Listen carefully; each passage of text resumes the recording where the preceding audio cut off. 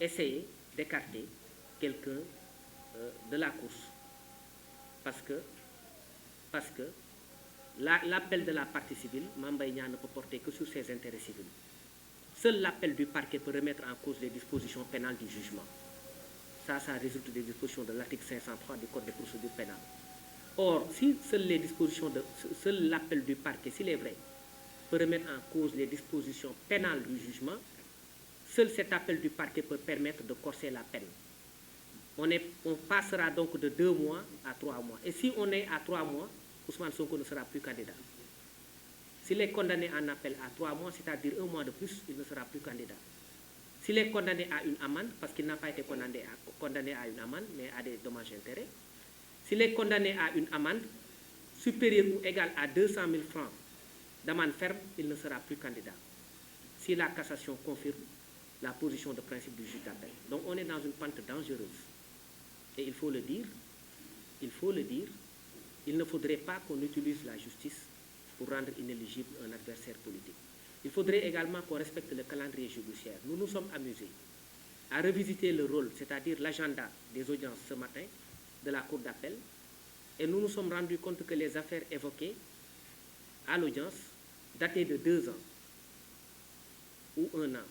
Rares sont les affaires qui sont évoquées cette année, ça n'existe presque pas.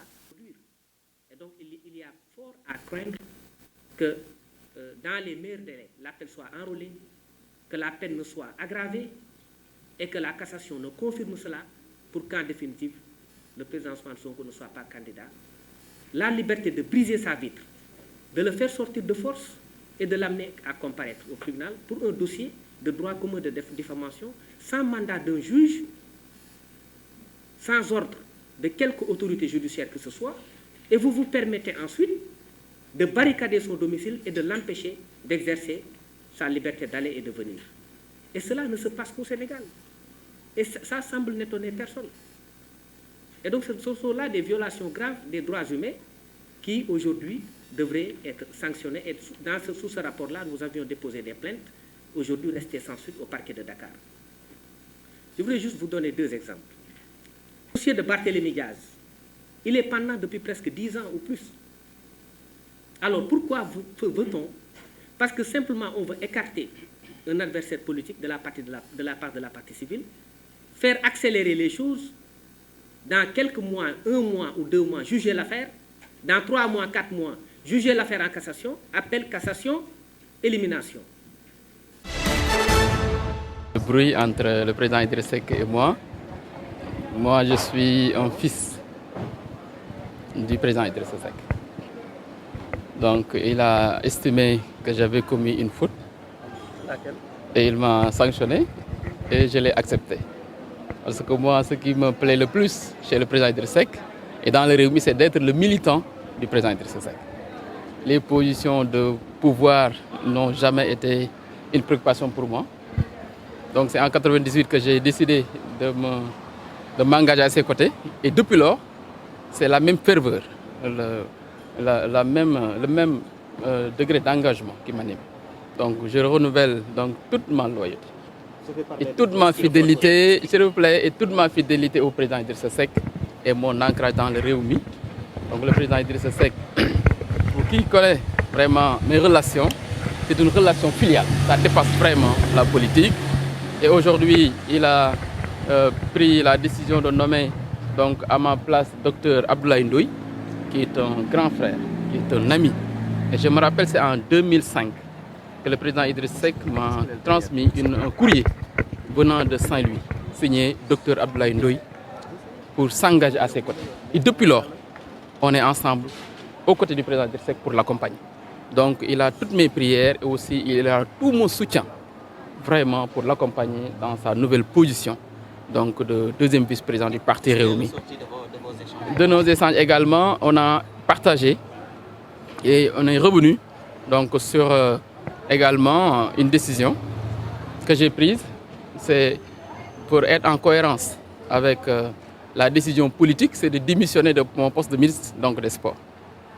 Donc je lui ai dit, c'est ça la cohérence, et qu'il pouvait désigner un autre responsable de Rewmi pour me remplacer au gouvernement. il a bien reçu le message et qu'il donnera suite à cela. La révision exceptionnelle des listes électorales en vue de l'élection présidentielle du 25 février 2024 démarre jeudi 6 avril jusqu'au samedi 6 mai 2023 sur l'étendue du territoire national et à l'étranger. C'est parti donc pour un mois de révision des listes électorales. Bonne nouvelle pour les primo-votants de s'inscrire dans les listes et de pouvoir voter, mais aussi à tout autre citoyen remplissant les conditions requises et n'ayant pas encore accompli cette formalité de pouvoir s'inscrire. En effet, le Code électoral à son article L37 alinéa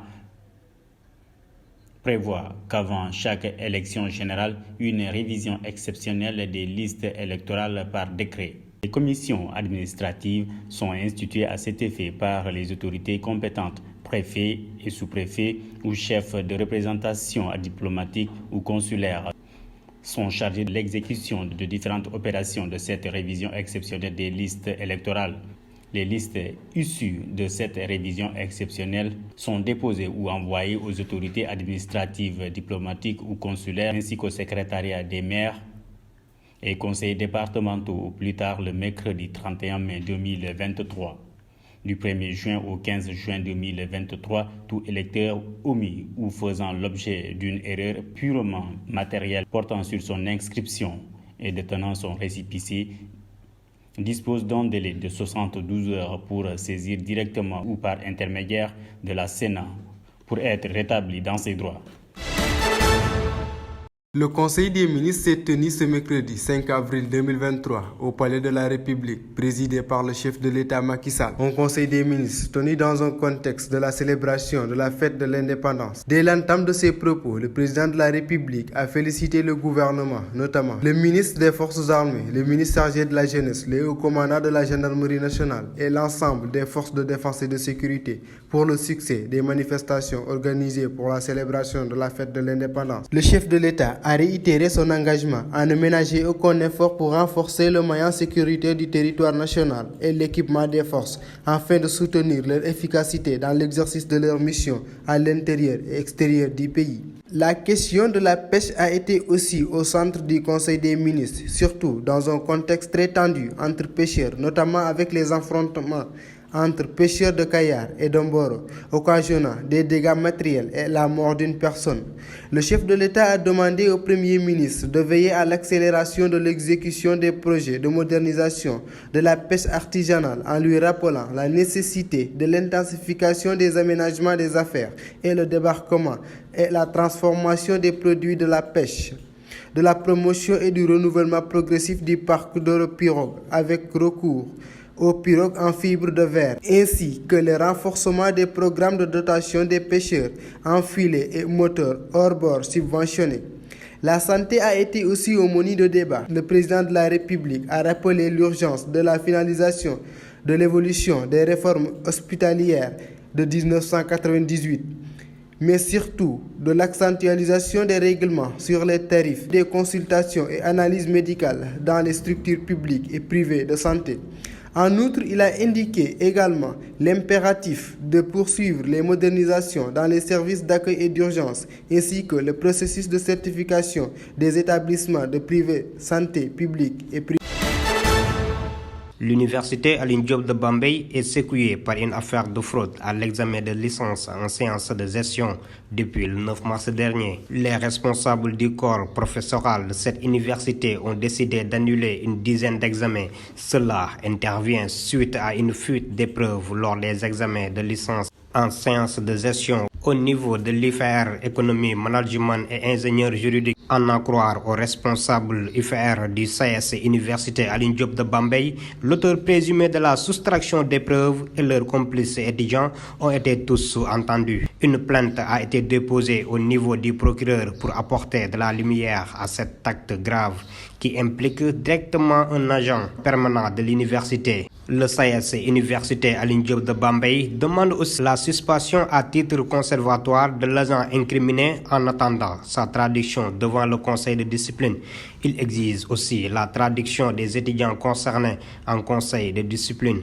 Enfin, la coordination lance un appel à tout le personnel à se tenir prêt au combat pour redorer l'image de l'Université Alioune Diop de Bambey tout en dénonçant la gouvernance solitaire de l'autorité.